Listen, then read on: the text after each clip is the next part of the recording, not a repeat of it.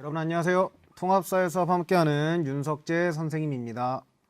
선생님이 수업 준비하면서 여러분들이 올려주는 채팅을 좀 봤는데요. 마지막 시간이라고 아쉬워하는 친구도 있고 또 즐거워하는 친구도 있네요.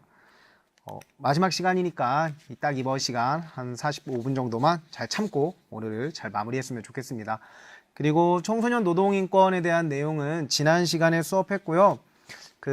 지난 수업 영상들이 지금 다 업로드되지 않은 상황일 거예요. 여러분들 매일매일 확인해서 올라오고 나서 공부를 해주면 좋을 것 같습니다. 오늘 공부할 주제는 경제입니다. 경제. 우리가 첫 시간에 이야기했던 통합사회의 여러 가지 주제들 중에서 시장경제라고 하는 주제가 있었어요. 여러분들 교과서에서는 일반적으로 5단원에서 다룹니다. 5단원 시장경제와 금융이라고 하는 단원에서 합리적 선택이라는 내용이 나오는데요. 이 내용은 굉장히 단순해 보이는 합리적으로 선택한다 라고 하는 단순해 보이는 주제지만 실제로는 통합사회를 공부하는 친구들이 가장 어려워하고 또 문제를 풀 때도 가장 헷갈려하는 내용 중에 하나입니다. 그래서 선생님이 우리 통합사회 세 번째 시간의 주제로 뽑아봤습니다. 본격적으로 이야기해 보도록 할게요. 자, 먼저 여러분들에게 이렇게 물음을 던질게요. 배가 고픈 상황에서 지갑에 5,000원이 있다. 여러분의 선택은? 자, 짜장면과 짬뽕이 있는데 여러분들 어떤 걸 선택할 것 같아요? 물론 무엇을 조금 더 좋아하는 게 있고 뭐 안 좋아하는 게 있을 수 있는데요. 그냥 여러분들의 선택이라고 한다면 네, 선생님의 예상대로 짬짜면이 막 나오네요. 네, 짬뽕이 좀 더 많은 것 같아요. 짜장이 치고 올라오네요. 선생님은 아마 짬뽕을 선택할 것 같아요. 그러면 두 번째, 열심히 공부를 한 후에 휴식을 취할 때 당신의 선택은 롤을 할지 아니면 이태원 클래스를 볼지 여러분들이 한번 선택을 해볼까요? 자, 나는 지금까지 열심히 공부를 했다. 지금 1, 2, 3교시 수업을 다 듣고 이젠 5시부터 무얼 하면서 휴식을 취할 것인가? 롤을 할까? 지금 여기에 나와 있지 않은 다른 선택을 올려주는 친구들도 있네요. 자, 지금 방금 전에 짜장면과 짬뽕을 다 먹고 싶은 친구들도 있었을 거예요. 그러니까 짬짜면이라는 얘기를 했겠죠. 하지만 짬짜면이라는 선택지가 없을 때 우리는 짜장면과 짬뽕을 다 먹지 못하고 둘 중에 하나를 선택하죠. 그리고 롤도 하고 싶고 이태원 클래스라고 하는 드라마를 보고 싶은 친구들, 두 개 다 하고 싶은 친구들이 분명히 있을 거예요. 하지만 우리는 둘을 동시에 하지 못하는 경우가 많이 있죠. 이렇게 우리는 살아가면서 무엇인가 하나를 선택해야 하는 상황에 자주 놓이게 됩니다. 이번 시간에는 합리적 선택, 즉 우리가 어떻게 선택해야 하지만 합리적인 선택이라고 할 수 있는가를 공부해 보려고 합니다. 그럼 먼저 방금 전처럼 선택이 나타나는 이유, 우리가 무엇인가 하나를 선택하는 이유는 무엇이냐? 두 가지 문장의 괄호에 들어갈 말 한번 올려볼까요? 당장 내일이 시험인데 공부를 하나도 하지 못했다. 모든 과목을 공부하기엔 무엇이 부족하죠? 모든 걸 다 공부하기엔 그렇죠. 시간이 부족하다. 시간이 부족하니까 통합사회를 공부할지 국어를 공부할지 영어를 공부할지를 선택하죠. 두 번째, 오랜만에 인터넷 쇼핑을 하였다. 새로 나온 예쁜 옷들이 많았지만 모두 사기엔 무엇이 부족하죠? 네, 돈이 부족하죠. 내가 사고 싶은 게 되게 많아도 나는 다 살 수가 없어요. 돈이 부족하거든요. 그럼 여기에서 시간이라던가 돈이 가지고 있는 공통점 한번 뽑아볼까요? 시간과 돈의 공통점. 모든 과목을 다 공부하고자 하는 욕구는 있어요. 하지만 시간이 부족했죠. 내가 사고 싶은 옷들은 많이 있어요. 하지만 돈이 부족했죠. 즉 여기서 시간과 돈은 공통적으로 욕구에 비해, 내가 가지고 있는 그 욕구에 비해 그 욕구를 충족시켜 줄 수 있는 양은 부족하다라는 거예요. 지금 많은 친구들이 막 올려주고 있는데 아마 중학교 1학년 때 사회 시간에 공부를 열심히 한 친구들일 것 같아요. 자원의 희소성이라고 하는 개념, 올려준 친구들도 있네요. 자원의 희소성이라고 하는 개념을 배웠던 기억이 있죠. 자원의 희소성이라 하는 건 인간의 욕구에 비해 이를 충족시켜 줄 수 있는 자원의 양이 부족하다, 한정되어 있다, 제한되어 있다. 그런 상태를 우리가 희소성이라고 합니다. 그리고 이 희소성 때문에 방금 전까지 살펴본 선택의 문제가 발생합니다. 이 희소성이라고 하는 것, 단순히 양이 적다라는 것을 의미하는 게 아닙니다. 양이 적은 건 희귀하다 또는 희귀성이라고 표현을 합니다. 예를 들어 볼게요. 자, 앞에 하얀 다람쥐가 있죠.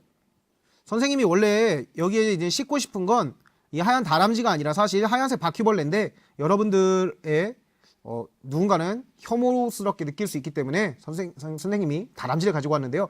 자, 알비노. 이렇게 피부가 하얗게 드러나는 경우에 알비노라고 이름을 붙이죠.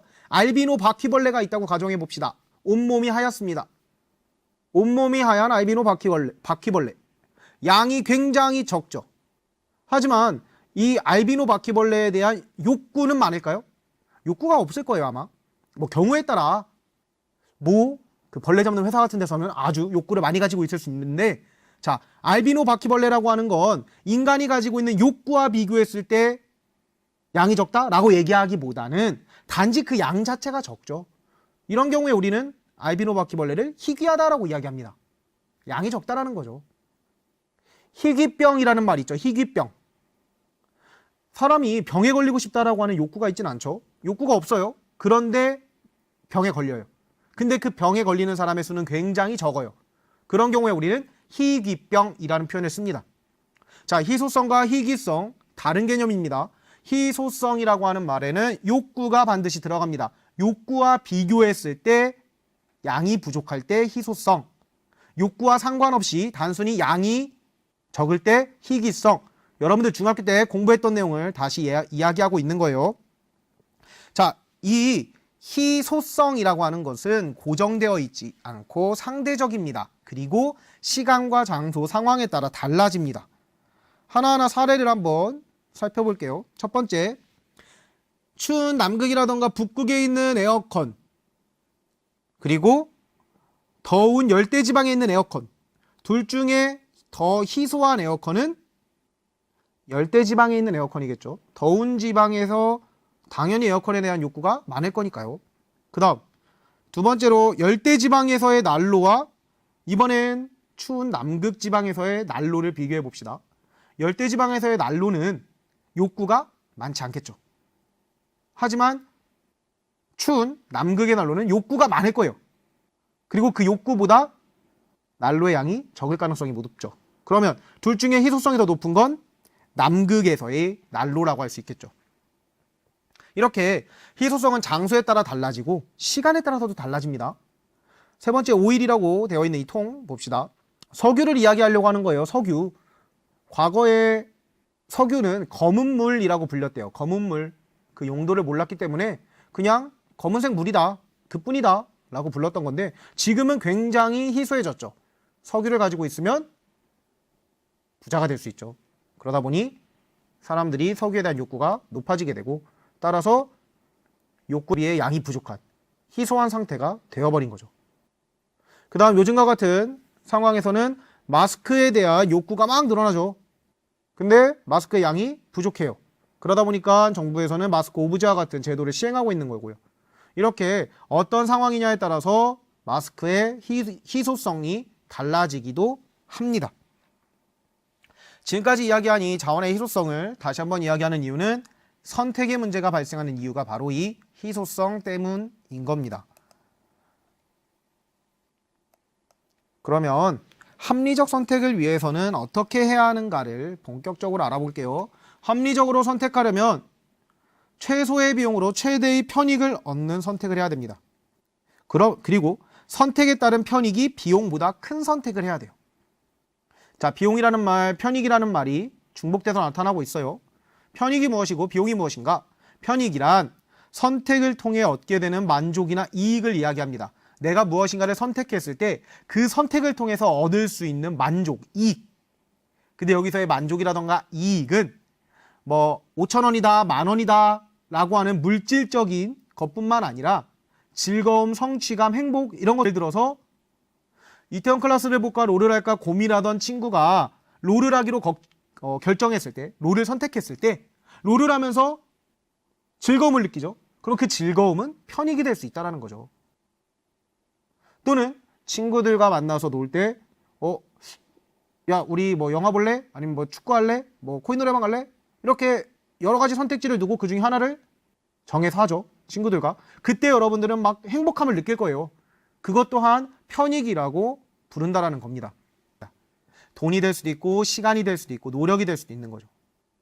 우리는 오늘 이 비용이라고 하는 부분에 대해서 자세하게 알아볼 겁니다.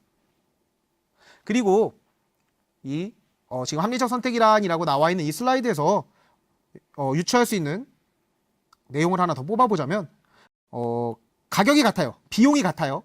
똑같이 2,000원짜리다. 그러면 당연히 합리적 선택이 되기 위해서는 편익이 더 큰 선택을 해야 되겠죠. 이번에는 편익이 똑같아요. 나는 A를 선택하든 B를 선택하든 똑같은 만족을 얻어요. 그러면 어떤 경우에 합리적 선택이라고 볼 수 있는 건가요? 그렇죠. 비용이 적을 때. 그러니까 비용이 같다면 편익이 큰 선택, 편익이 같다면 비용이 작은 선택을 해야 합리적 선택이 된다는 겁니다. 우리는 이런 합리적 선택을 가게에서 그리고 기업, 정부에서 모두 다 합리적 선택을 어떻게 해야 되는지 고민하게 되는데요. 가게에서는 소득 내에서 무엇을 소비할 것인가 고민하게 되죠. 따라서 제한되어 있는 소득에서 우리 집이 한 달 동안에 뭐 100만 원의 생활비가 있는데 그 100만 원 안에서 최대한의 편익을 얻기 위해서는 무엇을 사야 될까 고민하는 것. 그게 바로 합리적 선택의 고민이 될 거고요. 기업에서 가지고 있는 생산 요소들을 활용하여 예를 들어 노동자가 5명 있다. 그러면 그 5명의 노동자로 무엇을 어떻게 만들 것인가? 얼마만큼 만들어낼 것인가? 땅이 100평이 있다. 그 100평의 땅을 어떻게 분할해서 또는 그 땅 전체에다가 어떤 농작물을 심어서 키울 것인가? 이런 것들을 고민하게 되죠. 만약에 땅이 무한정 있다라고 한다면 양파도 심고 파도 심고 다 심을 거예요. 근데 그렇게 할 수가 없죠. 왜냐? 땅이 제한되어 있기 때문에, 한정되어 있기 때문에. 지금 바로 선택의 문제가 발생한 거죠. 정부도 마찬가지입니다. 한정되어 있는 예산으로 어떻게 국가를 운영해 나갈 것인가 고민을 하게 되는 거예요. 즉, 우리는 누구나 합리적 선택을 해야 하는 상황에 직면한다라는 겁니다. 여러분들도 마찬가지죠. 고등학생들도 합리적 선택의 유형들에 직면하게 되죠. 어떤 경우가 있을까요? 여러분들이 합리적으로 선택해야 되는 경우들. 뭐 아까 나왔던 시험 공부를 할 때 어떤 과목을 해야 할까 고민하는 것. 그리고 뭐 비슷한 시기에 교내 대회가 중복되어 겹쳤을 때 나는 어떤 대회를 나갈까 선택해야 되죠. 시간이 부족하니까 어떤 책을 읽어야 될까 선택하기도 해야 될 거고요. 뭐 친구들과 놀 때도 그렇고 아니면 오늘 야간 자율학습을 하는데 저녁 급식을 먹을까 밖에 나가서 편의점에서 삼각김밥을 사 먹을까 이것도 하나의 선택의 상황에 놓이게 된 거고 그 중에서 나에게 가장 많은 편익을 가져다 주고 비용은 가장 줄일 수 있는 선택이 무엇인가 바로 그 합리적 선택을 고민하게 되는 겁니다. 아까 선생님이 합리적 선택 중에서 비용을 자세히 알아볼 거라고 했죠. 합리적 선택에서 비용은 무엇보다 중요하게 작용합니다. 여러분들이 이 비용이라고 하는 것을 잘 계산해낼 수 있어야지만 나의 편익과 함께 합리적 선택을 위한 어떤 것이 합리적 선택인지를 정확하게 판단해낼 수 있게 되거든요. 자, 기회비용이라고 하는 개념이 나오네요. 여러분들이 아마 중학교 때 공부했었을 겁니다. 기회비용이란 어떤 것을 선택함에 따라 포기한 것 중 가장 가치가 큰 것을 의미합니다. 예를 들어 여러분들이 뭐 중학교를 졸업하면서 모아놨던 용돈을 가지고 휴대폰을 살까 노트북을 살까 자전거를 살까 고민을 하고 있었는데 나는 뭐 노트북을 샀다. 근데 노트북을 샀는데 나는 휴대폰과 자전거를 포기했지만 둘 중에 자전거를 샀을 때 아마 휴대폰보다 더 많은 만족을 얻었을 것이다. 그러면 그때 자전거를 샀을 때 이 만족감 이런 걸 기회비용이라고 이야기한다. 이거 중학교 때 모두 공부했을 겁니다.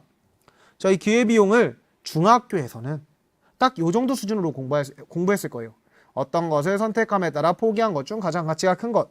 하지만 우리는 이제 고등학생이 되었기 때문에 기회비용을 계산하기 위한 다른 개념들을 함께 공부할 겁니다. 밑에 표로 나와 있는 명시적 비용과 암묵적 비용이라고 하는 개념입니다.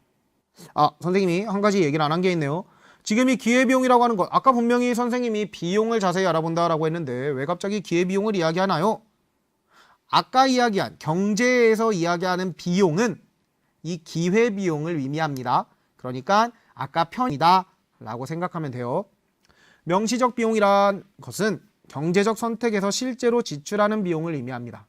예를 들어 여러분이 1,500원을 주고 과자를 한 봉지 샀다 그러면 1,500원이 바로 명시적 비용이 됩니다. 아주 쉽죠?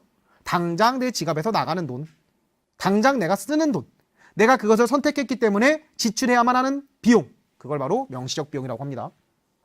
그리고 기회비용은 이 명시적 비용과 함께 암묵적 비용을 더했을 때 만들어집니다. 기회비용이 되는 거예요. 암묵적 비용이란 어떤 대안을 선택함에 따라 포기한 경제적 이익을 이야기합니다. 굉장히 어려운 이야기인 것 같은데요. 지금부터 문제를 풀면서 명시적 비용과 암묵적 비용이 무엇인지, 그리고 이 둘을 더한 기회비용은 무엇인지를 정확하게 알아보도록 하겠습니다. 첫 번째 문제입니다. 사례 1. 갑은 편의점에서 시간당 9,000원을 받으며 아르바이트를 하고 있다. 친구들이 영화를 보자고 하는데 아르바이트 시간과 겹쳐 하나를 선택해야 한다. 선택해야 됩니다. 시간이 없거든요. 영화 관람료는 10,000원이며 영화를 볼 경우 아르바이트는 3시간 할 수 없습니다. 갑은 영화 관람을 선택했습니다. 자, 영화 관람을 선택했다. 선택에 따라 실제로 지출하는 비용을 이야기했었죠. 영화 관람을 선택해서 실제로 지출한 비용은 얼마입니까? 여기에서 10,000원이죠, 10,000원. 즉, 영화 관람에 따른 명시적 비용은 10,000원인 겁니다. 실제로 지출한 비용. 자, 그럼 포기한 비용은, 포기한 이익, 포기한 경제적 이익을 한번 따져봐야 돼요. 갑이 영화를 봤기 때문에 아르바이트를 3시간 할 수 없었어요. 거꾸로 이야기하면 만약 갑이 영화를 보러 가지 않았다라고 한다면 아르바이트를 3시간 할 수 있었고, 아르바이트를 3시간 한다면 시간당 9,000원씩 총 27,000원을 벌 수 있었던 거죠. 그런데 갑은 이 27,000원을 벌 기회를 포기하고 영화를 보러 간 거예요.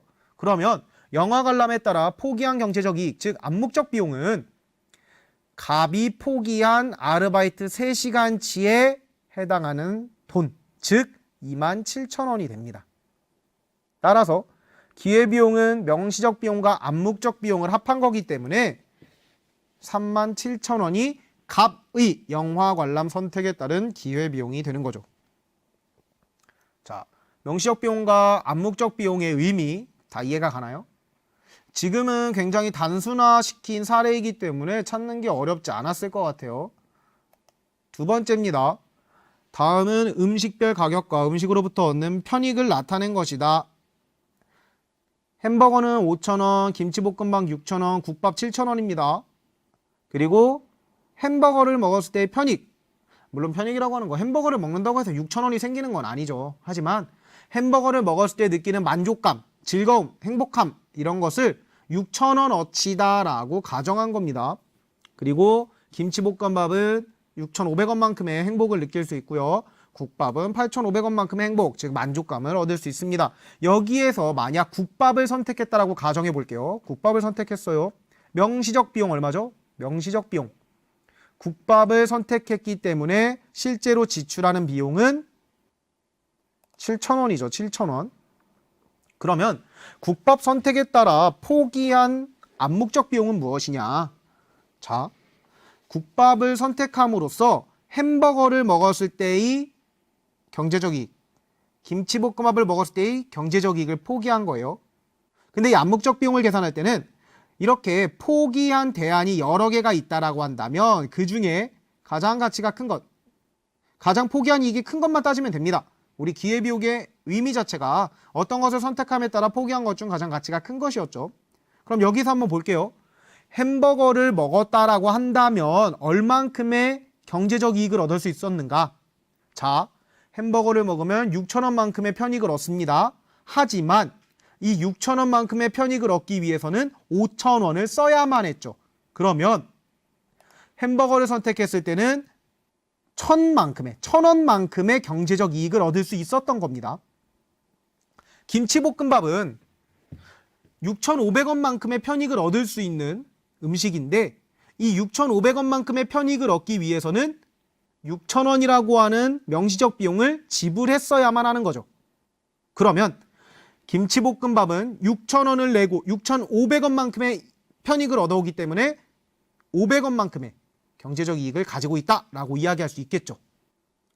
그러면 햄버거의 경제적 이익과 김치볶음밥의 경제적 이익 중에 더 큰 건 햄버거의 경제적 이익이기 때문에 국밥을 선택했을 때의 암묵적 비용, 즉 포기한 경제적 이익은 햄버거를 선택했더라면 얻었었을 1,000원만큼의 이익이 되는 거죠.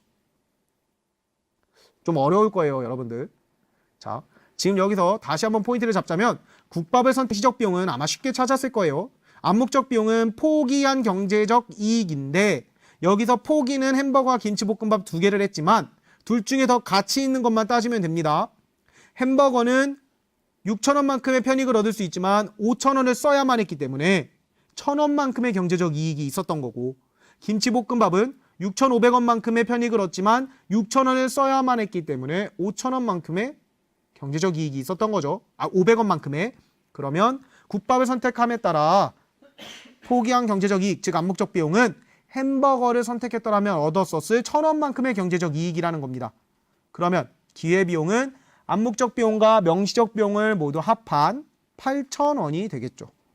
자, 우리 지금까지 기회비용의 개념에 대해서 알아봤고 두 가지 문제를 풀어봤어요. 기회비용은 암묵적 비용과 명시적 비용을 합한 값이고, 명시적 비용은 실제로 지출한 비용을 이야기하며 암묵적 비용은 선택함에 따라 포기한 경제적 이익을 의미한다라는 이야기 했습니다. 합리적 선택에서 고려해야 할 요소가 하나 더 있어서 선생님이 그 개념과 관련된 시를 하나 한번 그 PPT에 넣어봤어요. 내 이제 이미 지나간 일은 고칠 수 없지만 앞으로의 일은 내 마음대로 할 수 있음을 알았도다. 지나간 일은 어떻게 할 수 없다. 단지 나는 앞으로 내 마음대로 할 수 있다는 것만 알고 있다. 자, 이미 지나간 일은 고칠 수 없다. 이미 지나간 일에 후회하지 말아라. 이미 지나간 일은 신경 쓰지 말아라. 이 시와 관련된 매몰비용이라고 하는 개념이 나옵니다. 매몰비용이란 지급하고 난 뒤에 회수할 수 없는 비용을 의미합니다. 이미 지급했고 회수할 수 없다. 예를 들어 볼게요. 자, 어떤 건물을 짓고 있습니다. 어떤 건물을 짓는데 지금까지 5억을 썼어요. 5억. 그리고 앞으로 1억을 더 투자해야 건물이 완성돼요. 이때 이미 지급한, 건물을 짓는데 이미 지급해버린 5억은 내가 지금 이 순간에 건물 짓는 걸 포기한다고 해서 회수할 수 없죠. 이미 써버렸고 돌려받을 수 있는 방법이 없죠. 그러면 이때 이 5억을 우리는 매몰비용이라고 이야기하는 겁니다. 지급하고 난 뒤에 회수할 수 없는 비용. 만약에 여러분들 내가 어떤 물건을 5,000원 주고 샀다. 그런데 중고마켓에 이 물건을 3,000원에 팔 수 있다 라고 한다면 3,000원은 회수할 수 있지만 2,000원은 회수할 수 없잖아요. 근데 건물을 짓는 걸 생각해봐요. 5억을 들여서 건물을 지었어요. 근데 이 5억을 들여서 건물을 지었는데 아직 완성도 안 된 건물, 그리고 이미 뭐 노동자들의 월급도 지급했고 건물을 짓기 위한 뭐 토지도 샀고 이것저것 원자재들을 막 구입했는데 나 지금 건물 짓는 거 여기서 그만둘 거니까 뭐 월급 30% 돌려주세요. 뭐 땅값 좀 돌려주세요 할 수 없잖아요. 이렇게 회수할 수 없는 비용들을 매몰비용이라고 이야기합니다. 매몰비용은 합리적 선택에서 고려하지 않는다. 이것 또한 중요한 이야기입니다. 자, 매몰비용은 합리적 선택에서 고려하지 않는다라고 하는 말을 잘 기억한 채로 문제를 풀어볼게요. 세 번째 사례입니다. 영화 제작자인 을은 영화 제작 중 고민에 빠졌다. 지금까지 제작비가 10억 원이 들었는데 흥행에 성공하기 어렵다는 조언을 들었기 때문이다. 영화를 완성하려면 앞으로 2억 원의 제작비가 더 필요하다. 개봉 이후 예상되는 수입은 8억 원이다. 을은 영화 제작을 강행해야 할까요? 멈춰야 할까요? 여기에서 물론 다른 여러 가지 상황이 있습니다. 하지만 우리는 단순히 매몰비용만 알아보려는 거예요. 매몰비용만. 다른 거 없이 그냥 매몰비용만 한번 고려해 볼게요. 자, 지금까지 제작비가 10억 원이 들었다. 이 부분이 매몰비용이죠. 제작비 10억 원 들었다. 근데 매몰비용은 합리적 선택에서 고려하지 말라 그랬죠. 그러면 이미 지출한 10억 원 신경 쓰지 말아라 이겁니다. 그러면 앞으로 2억 원의 제작비를 더 투자하면 8억 원의 수입을 얻을 수 있게 되죠. 따라서 영화 제작은 강행해야 되겠죠. 지급해서 회수할 수 없는 매몰 비용인 10억 원은 합리적 선택에서 고려하지 말아야 된다. 고려하지 말아야 된다라고 하는 거 신경 쓰지 말아라 이겁니다. 없는 셈 쳐라. 그럼 지금부터 앞으로의 상황만 보는 거예요. 앞으로의 상황. 2억 원을 더 써서 8억 원의 수입을 얻을 수 있다. 그러면 영화 제작을 강행해야겠죠. 그게 바로 합리적인 선택이라는 겁니다. 지금까지 매몰 비용이라던가 기회비용에 대해서 공부를 해봤는데요. 여러분들 기회비용 이쯤 되면 매몰 비용 개념이 막 머리에 들어오다 보니까 기회비용을 까먹었을 것 같아요. 자, 그래서 한 번 더 풀어보겠습니다. 선생님이 PPT를 만드는 과정에서 스포를 해버렸네요. 네, 선생님이 실수를 좀 했어요. 애니메이션이 안 들어가 있네요. 자, 모른 척하고 풀어봅시다. 월 300만 원을 받는 회사원 병은 자신의 가게를 운영하고 싶어졌다. 시장 조사를 해보니 가게를 차리면 매달 임대료 100만 원, 공과급 30만 원, 재료 구입비 50만 원, 기타 비용 50만 원이 지출된다. 예상되는 수입은 월 500만 원이다. 지금 이 문제에 나와 있지 않은 다른 조건들은 없다고 가정해 봅시다. 자, 회사원 병이 가게를 선택했을 때의 편익을 한번 따져볼게요. 가게를 선택했을 때의 만족감 또는 뭐 물질적인 이익 이런 걸 따져보면 예상되는 수입이 월 30만 원 나가고요. 재료 구입비 50만 원 나가고 기타 비용도 50만 원 나가죠. 그러면 월에 다 더하면 230만 원이 지출이 되네요. 그러면 가게를 선택했을 때의 명시적 비용은 230만 원이죠. 그리고 가게를 선택함에 따라 포기한 경제적 이익을 한번 계산해 봅시다. 암묵적 비용. 만약 병이 가게를 선택하지 않고 회사에 다녔더라면 월 300만 원을 받을 수 있었어요. 그런데 병은 이 월 300만 원이라고 하는 이익을 포기하고 가게를 선택한 거죠.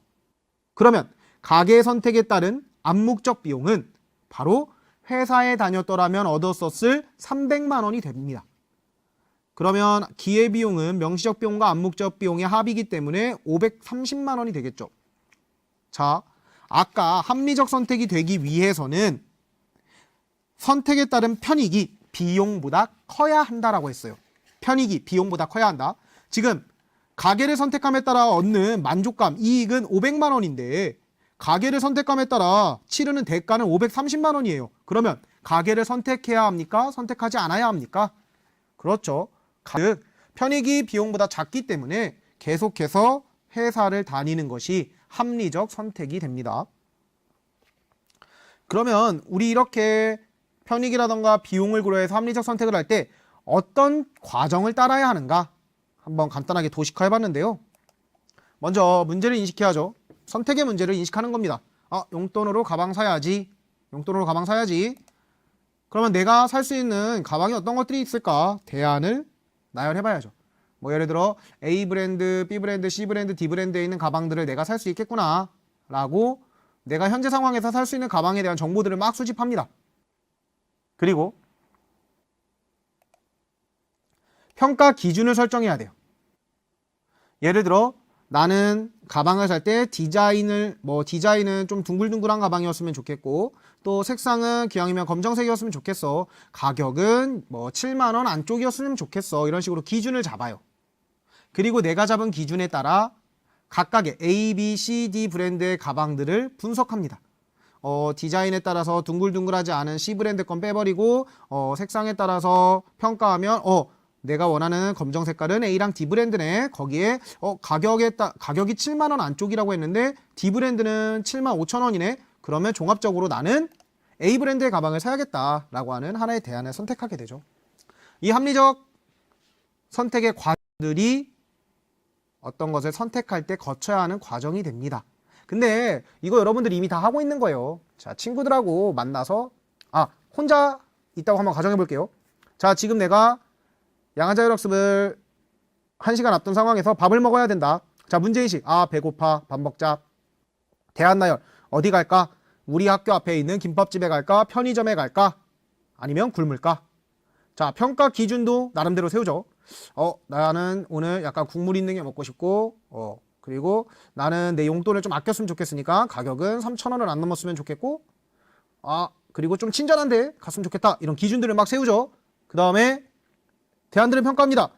김밥집에 갔을 때는 김밥집은 좀 친절했던 것 같고 뭐 내가 원하는 것들 뭐가 있고 국물 있는 메뉴는 이런 것들이 있고 편의점에 가면 또 이러이러한 것들을 할 수 있고 그러면 나중에 최종 선택을 하죠. 그럼 나는 오늘 편의점에서 저녁을 먹어야 되겠다. 여러분들이 지금 이미 하고 있는 겁니다. 그게 바로 합리적 선택의 과정이라는 거죠. 자, 이렇게 합리적 선택을 했을 때 시장 전체의 효율성은 향상되고요. 희소한 자원이 효율적으로 분배됩니다.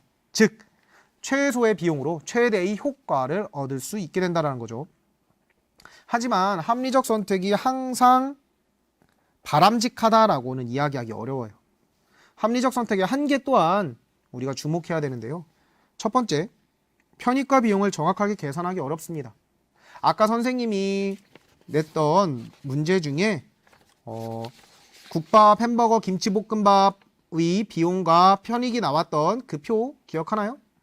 거기서 선생님은 햄버거를 먹으면 6,000원만큼의 편익, 김치볶음밥은 6,500원만큼의 편익, 국밥은 8,500원만큼의 편익을 얻을 수 있다라고 가정했는데요. 그걸 계산하기 힘들죠, 실제로는. 내가 햄버거 먹었을 때 나의 만족감은 얼마일까? 나는 햄버거를 먹었을 때 내가 얻을 수 있는 만족감은 약 3,600원인 것 같아. 이렇게 계산할 수 있는 사람이 얼마나 있겠어요? 실제로 계산하기 어렵습니다. 그 다음에 비용. 실제로 명시적 비용은 계산하는 게 크게 어렵지 않아요. 하지만 편익을 알아야지만 여러분들이 암묵적 비용을 계산하기 쉬운데 암묵적 비용을 계산하는 것은 쉽지 않겠죠. 각각의 대안을 선택했을 때 편익을 계산하는 것도 어려운데 암묵적 비용을 어떻게 일일이 계산하겠어요. 즉 편익과 비용을 정확하게 계산하기 어렵다라고 하는 한계가 있고요. 또 내가 선택할 수 있는 대안이 많이 있다라고 한다면 그것들의 편익과 비용을 일일이 다 계산해낸다? 그것 또한 불가능에 가깝습니다. 두 번째, 나의 합리적인 선택이 다른 사람의 이익을 침해하는 경우들이 있습니다. 예를 들어 나는 쓰레기를 버리는 게 지금 당장 합리적일 수 있죠. 나한테는 뭐 비용도 안 들고 내 편익은 높아지죠. 만족감이 막 늘어나요. 하지만 내가 쓰레기를 길가에 버리는 것이 합리적 선택이라고 해서 그렇게 한다면 다른 사람들은 더러운 길거리를 돌아다녀야만 하겠죠. 즉 다른 사람들의 이익은 줄어들 거예요. 침해될 거예요.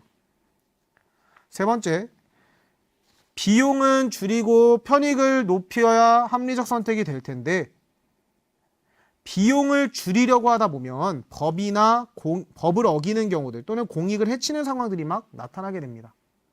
그래서 이 세 번째 한계와 관련돼서 추가적으로 윤리적 소비라고 하는 개념에 대해서 이야기를 해보도록 할 건데요. 소비자가 어떤 제품을 선호하는지 그리고 어떤 가치관으로 소비하는지에 따라 기업은 어떤 제품을 생산하느냐, 어떻게 제품을 생산하느냐 영향을 받습니다. 만약 소비자가 합리적 선택만을 하려고 하다 보면 한다고 가정해 보면 분명히 비용이 낮아져야 되겠죠. 그래야 합리적 선택이 가능해지니까요.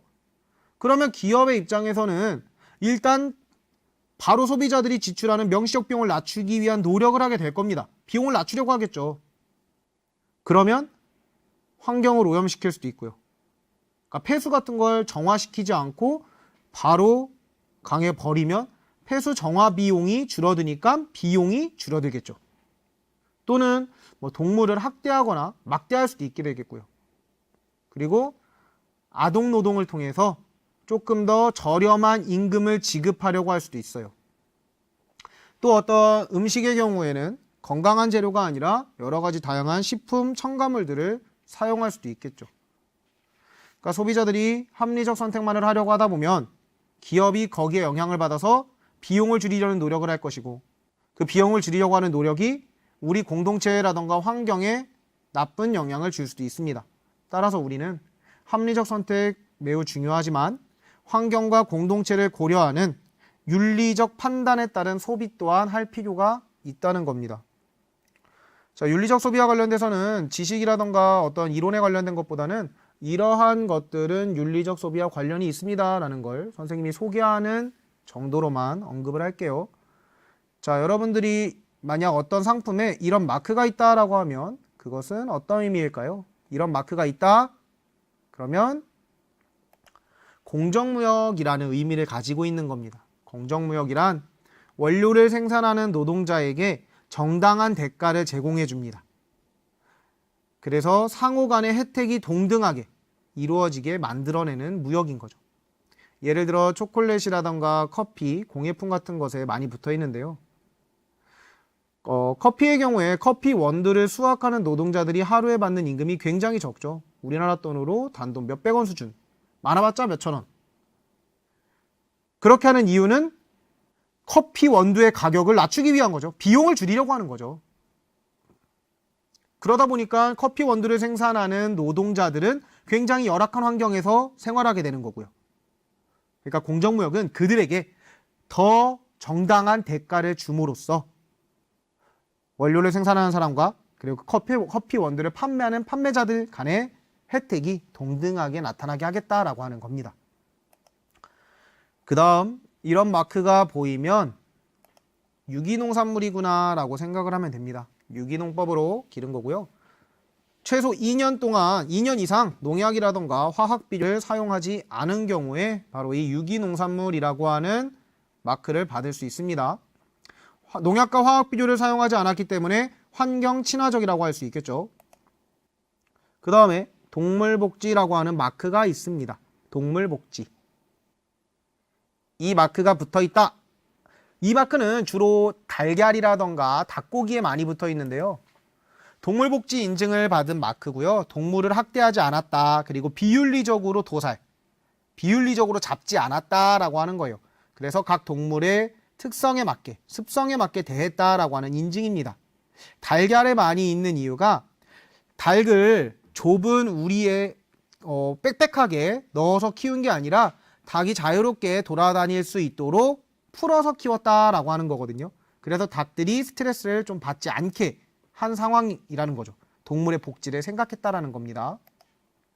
그 다음 이런 모양이 있으면 이것은 무슨 의미일까요? 토끼가 그려져 있죠. 주로 화장품에 많이 붙어 있는데요. 동물 실험을 하지 않았다라고 하는 마크입니다. 동물 실험을 하지 않았다. 토끼를 대상으로 마스카라 같은 화장품들의 동물 실험을 많이 한다고 하더라고요. 수십만 번, 수천만 번을 발랐다 지웠다 해서 어떤 영향을, 그러니까 몸에 어떤 영향이 있는지를 미리 실험해 보는 건데요. 동물들을 생각해서 그런 동물 실험을 하지 않았다라고 하는 마크인 겁니다. 그 다음 또 재밌는 마크가 있어요. 돌핀 세이프. 이 마크의 의미는 뭘까요? 선생님이 지금까지 여러 번 이쪽 파트를 수업하면서 이 마크를 맞춘 친구를 별로 못 봤는데요. 자, 이런 마크입니다. 참치에 많이 붙어 있는데요. 참치는 돌고래를 따라다닌대요. 그러다 보니까 참치를 잡으려고 하다 보면 돌고래가 같이 잡혀요. 또는 돌고래가 다친대요. 그래서 참치를 잡을 때 돌고래를 보호하면서 돌고래를 잡지 않고 또는 돌고래가 다치지 않게 잡았다라고 하는 마크라고 합니다. 참치 캔에 붙어 있다라고 하니 여러분들 한번 관심 있는 친구들은 찾아보도록 하세요. 그 다음 명분 있는 소비라는 것도 있어요. 코즈 마케팅이라고 하는 이름을 붙여놨는데요. 소비자들이 바람직한 소비를 하도록 유도해서요. 사회에 기여하게끔 하는 마케팅을 코즈 마케팅, 명분이 있는 소비라고 합니다. 자, 여러분들도 알고 있는 어떤 신발 브랜드인데요. 이 신발은 신발이 없는 개발도상국의 어린아이들을 돕기 위해 만들어졌고요. 이 회사의 신발을 한 켤레 구입하면 이 회사가 똑같이 한 켤레를 개발도상국의 어린아이들에게 기부합니다. 그러니까 소비자들이 어차피 신발을 사야 할 때 하나의 신발을 사면 내가 산 신발이 자동으로 개발도상국 아이에게 기부되는 거죠. 자, 그 다음 미국의 한 신용카드 회사는 자유의 여신상 복원 프로젝트라고 하는 걸 했는데요. 고객이 신용카드를 한 번 사용할 때마다 1센트, 신규로 신용카드를 발급받을 때마다 1달러를 자유의 여신상 복원하는 프로젝트의 기금으로 기부했다고 합니다. 즉, 내가 이 회사의 신용카드를 소비할 때마다 자연히 자유의 여신상을 복원하는데 기부한 효과가 나타나는 거죠. 그 다음 이제 그 업체에서는 나무 심기 캠페인이라고 하는 걸 했는데요. 자, 이 시계는 그 나무로 되어 있고요. 나무로 되어 있고 인공 재료를 사용하지 않았다고 합니다. 그리고 이 시계를 구입하면 수익금이 환경단체에 기부되고 또 나무를 심는 캠페인도 이루어진다고 하네요. 자, 우리나라도 이런 코즈 마케팅을 하는 경우가 있습니다. 이렇게 생긴 물을 본 친구도 있는지 모르겠는데요. 생수를 구입할 때 소비자가 만약 나 기부할 거예요 라고 의사를 밝히면 이 생수병에 바코드가 하나 더 있대요. 그래서 그 바코드를 찍는데요. 그러면 생수 가격을 100원 더 내는 거죠. 그러면 소비자가 100원을 더 내고 기업은 200원을 추가로 보태서 합쳐서 300원을 아프리카에 기부한다고 합니다. 물이 부족한 아프리카에 기부하는 그런 사업을 했다라고 하네요. 자, 마지막으로 이런 윤리적 소비가 가능한 사이트들이 있는데 선생님이 어떤 사이트에 들어가면 뭐가 있습니다라고 자세하게 안내해주고 싶지만 그랬을 때는 특정 사이트를 홍보하는 게 될 수 있어서요.